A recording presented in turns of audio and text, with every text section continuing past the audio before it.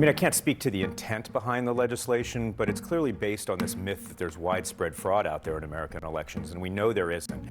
And that's not just me saying that. That's Republican election officials, Republican secretaries of state. The Trump administration has looked at almost 50 million voter records from states that were allied with them and looked for non-citizens on the lists.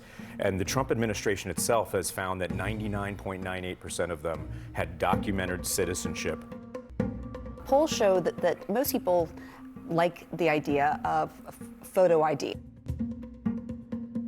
We already have voter ID to a large degree in the United States, thanks to the Help America Vote Act, which required that every single person who registers to vote has to give their driver's license when they register to vote. They have to give a social security number if they don't have a driver's license, or they have to show ID in those very rare cases where they don't have either. That's been around for almost 25 years. So our voter lists are as accurate and secure as they've ever been, and we are preventing fraud better than we ever have been.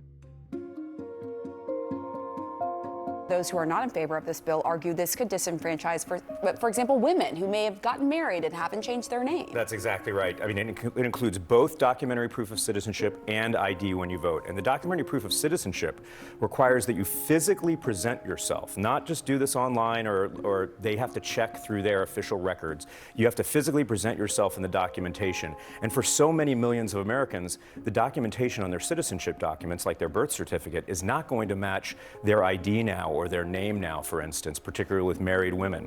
And so this is a real challenge. And the idea that we're going to make people show their papers repeatedly, when government could just get its act together. They already have the documentation. Most of us, when we go into the DMV and get a real ID in particular, most of us are presenting proof of citizenship. DMV already has that. Why isn't government using that to work better for us rather than forcing us to continually present ourselves physically and show our papers?